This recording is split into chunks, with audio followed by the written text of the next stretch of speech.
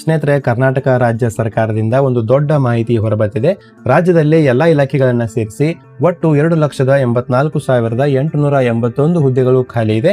ನೀವಿಲ್ಲಿ ನೋಡಬಹುದು, ಶಾಲಾ ಶಿಕ್ಷಣ ಮತ್ತು ಸಾಕ್ಷರತಾ ಇಲಾಖೆ ಆಗಿರಬಹುದು, ಆರೋಗ್ಯ ಮತ್ತು ಕುಟುಂಬ ಕಲ್ಯಾಣ ಇಲಾಖೆ ಆಗಿರಬಹುದು, ಪೊಲೀಸ್ ಇಲಾಖೆ ಆಗಿರಬಹುದು, ಉನ್ನತ ಶಿಕ್ಷಣ ಇಲಾಖೆ ಆಗಿರಬಹುದು, ರೆವಿನ್ಯೂ ಇಲಾಖೆ ಆಗಿರಬಹುದು.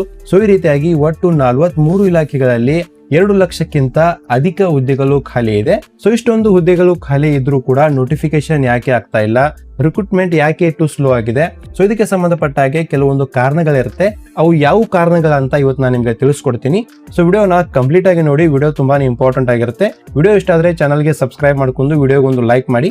ಸೊ ಬನ್ನಿ ವಿಡಿಯೋನ ಶುರು ಮಾಡೋಣ. ಸ್ನೇಹಿತರೆ, ನೀವಿಲ್ಲಿ ನೋಡಬಹುದು, ಮೊದಲನೆಯ ಕಾರಣ ಏನಿರಬಹುದು ಅಂದ್ರೆ ಹಣದ ಸಮಸ್ಯೆ, ಅಂದ್ರೆ ಬಜೆಟ್ ಪ್ರೆಷರ್. ಸರ್ಕಾರ ಒಂದು ಹುದ್ದೆ ತುಂಬಿದ್ರೆ ಅದು ಕೇವಲ ತಿಂಗಳ ಸಂಬಳ ಕೊಡೋದು ಮಾತ್ರ ಅಲ್ಲ, ಅದರ ಜೊತೆಗೆ ಸರ್ಕಾರಕ್ಕೆ DA, HRA, ಪಿಂಚಣಿ, ಮೆಡಿಕಲ್ ಸೌಲಭ್ಯ, ಇನ್ಕ್ರಿಮೆಂಟ್ ಮತ್ತು ನಿವೃತ್ತಿ ಲಾಭಗಳನ್ನು ಕೂಡ ಕೊಡಬೇಕಾಗಿರುತ್ತೆ. ಇವೆಲ್ಲವೂ ಸರ್ಕಾರದ ಜವಾಬ್ದಾರಿ ಆಗಿರುತ್ತೆ. ಒಂದು ಹುದ್ದೆ ತುಂಬಿದ್ರೆ 30 ರಿಂದ 35 ವರ್ಷ ಸರ್ಕಾರ ಹಣ ಕೊಡಬೇಕು. ಹೀಗಿರುವಾಗ 2,84,881 ಹುದ್ದೆಗಳನ್ನು ಒಂದೇ ಸಾರಿ ತುಂಬಿದ್ರೆ ರಾಜ್ಯದ ಬಜೆಟ್ ಮೇಲೆ ಸಾವಿರಾರು ಕೋಟಿ ರೂಪಾಯಿ ಹೆಚ್ಚುವರಿ ಹೊರೆ ಬೀಳುತ್ತೆ ಅಂತ ಹೇಳಲಾಗ್ತಾ ಇದೆ. ಹೌದು ಸ್ನೇಹಿತರೆ, ಇಷ್ಟು ಹುದ್ದೆಗಳನ್ನ ಒಂದೇ ಸರ್ತಿ ನೇಮಕಾತಿ ಮಾಡಿದ್ರೆ ಸರ್ಕಾರದ ಮೇಲೆ ಬಜೆಟ್ ಪ್ರೆಷರ್ ಬಿದ್ದೇ ಬೀಳುತ್ತೆ. ಯಾಕಂದ್ರೆ ಸಂಬಳದ ಜೊತೆಗೆ ಈ ಎಲ್ಲಾ ಸೌಲಭ್ಯಗಳನ್ನು ಕೂಡ ಸರ್ಕಾರ ಕೊಡಬೇಕಾಗಿರುತ್ತೆ. ಇದರಿಂದಾಗಿ ಸರ್ಕಾರಕ್ಕೆ ಈ ಎಲ್ಲಾ ಹುದ್ದೆಗಳನ್ನ ಒಂದೇ ಸರಿ ನೇಮಕಾತಿ ಮಾಡಿಕೊಳ್ಳಕ್ಕೆ ಸಾಧ್ಯ ಆಗೋದಿಲ್ಲ. ಸೊ ನೇಮಕಾತಿಗಳನ್ನ ಹಂತ ಹಂತವಾಗಿ ಮಾಡಲಾಗುತ್ತೆ. ಸೊ ಇದು ಒಂದು ಕೂಡ ಕಾರಣ ಆಗಿರಬಹುದು.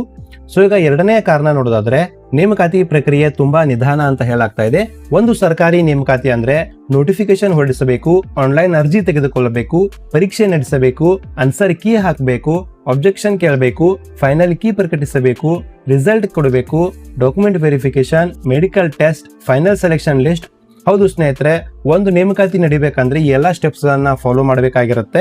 ಸೊ ಇದರಲ್ಲಿ ತುಂಬಾನೇ ಟೈಮ್ ಕನ್ಸ್ಯೂಮ್ ಆಗುತ್ತೆ. ಮಧ್ಯದಲ್ಲಿ ಕೋರ್ಟ್ ಕೇಸ್ ಬಂದ್ರೆ, ರಿಸರ್ವೇಶನ್ ಡಿಸ್ಪ್ಯೂಟ್ ಬಂದ್ರೆ, ಪೇಪರ್ ಲೀಕ್ ಆದ್ರೆ ಮತ್ತು ಪೊಲಿಟಿಕಲ್ ಪ್ರೆಷರ್ ಇದ್ರೆ ಇನ್ನೂ ಕೂಡ ಲೇಟ್ ಆಗುವ ಚಾನ್ಸಸ್ ಇರುತ್ತೆ. ನೇಮಕಾತಿ ಪ್ರೊಸೆಸ್ ತುಂಬಾನೇ ದೊಡ್ಡದಾಗಿರುತ್ತೆ.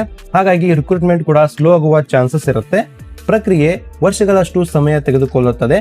ಹಾಗಾಗಿ ಹುದ್ದೆಗಳು ಖಾಲಿ ಇದ್ರೂ ನೇಮಕಾತಿ ತಕ್ಷಣ ಆಗೋದಿಲ್ಲ ಅಂತ ಹೇಳಲಾಗ್ತಾ ಇದೆ.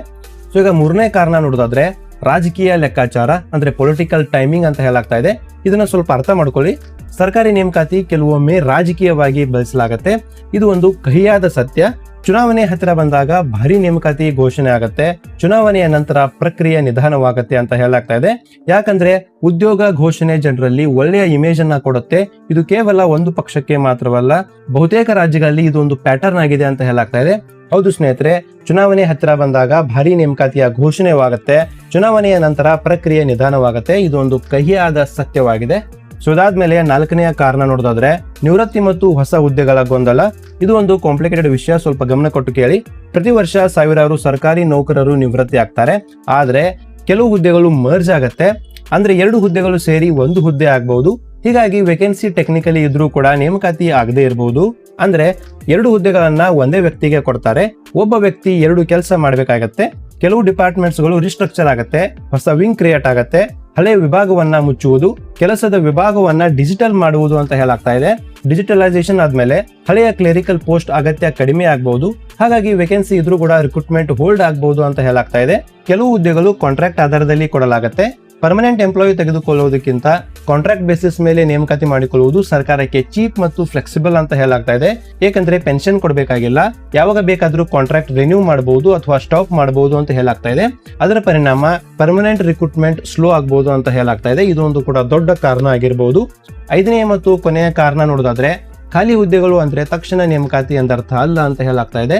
2,84,881 ಸ್ಯಾಂಕ್ಷನ್ಡ್ ಪೋಸ್ಟ್ ಇದೆ, ಮಂಜೂರು ಮಾಡಿದ ಹುದ್ದೆಗಳು. ಇದರಲ್ಲಿ ಕೆಲವು ಟೆಂಪರರಿ ಫ್ರೀಸ್ ಆಗಿರಬಹುದು, ಬಜೆಟ್ ಅಪ್ರೂವಲ್ ಗಾಗಿ ಕಾಯುತ್ತಿರಬಹುದು, ಕೋರ್ಟ್ ಆರ್ಡರ್ ಪೆಂಡಿಂಗ್ ಇರಬಹುದು ಅಂತ ಕೂಡ ಹೇಳಲಾಗ್ತಾ ಇದೆ. ಸೊ ಇಷ್ಟು ಹುದ್ದೆಗಳು ಸ್ಯಾಂಕ್ಷನ್ಡ್ ಆಗಿದ್ರು ಕೂಡ ರಿಕ್ರೂಟ್ಮೆಂಟ್ ಕೆಲವು ಹುದ್ದೆಗಳದ್ದು ಮಾತ್ರ ಆಗತ್ತೆ. ಯಾಕಂದ್ರೆ ಈ ಟೆಂಪರರಿ ಫ್ರೀಸ್ ಮತ್ತು budget approval, court order pending ಕಾರಣದಿಂದಾಗಿ ಕೆಲವು ಹುದ್ದೆಗಳು ನೇಮಕಾತಿ ಆಗೋದಿಲ್ಲ. ಸೊ ಇವು 5 ಕಾರಣಗಳಾಗಿದ್ವು. ಈ ಕಾರಣಗಳಿಂದಾಗಿ ನೋಟಿಫಿಕೇಶನ್ ಡಿಲೇ ಆಗಿರಬಹುದು, ನೋಟಿಫಿಕೇಶನ್ ಸ್ಲೋ ಆಗಿರಬಹುದು. ಸೊ ಇಷ್ಟ ಆಗಿತ್ತು ಇವತ್ತಿನ ವಿಡಿಯೋದಲ್ಲಿ ಮಾಹಿತಿ. ಸೊ ವಿಡಿಯೋ ಇಷ್ಟ ಆಗಿದ್ರೆ ದಯವಿಟ್ಟು ವಿಡಿಯೋಗೆ ಲೈಕ್ ಮಾಡ್ತಾ ಚಾನಲ್ಗೆ ಸಬ್ಸ್ಕ್ರೈಬ್ ಕೂಡ ಮಾಡ್ಕೊಳ್ಳಿ. ಸಿಗ್ತೀನಿ ಮುಂದಿನ ವಿಡಿಯೋದಲ್ಲಿ. ನಮಸ್ಕಾರ.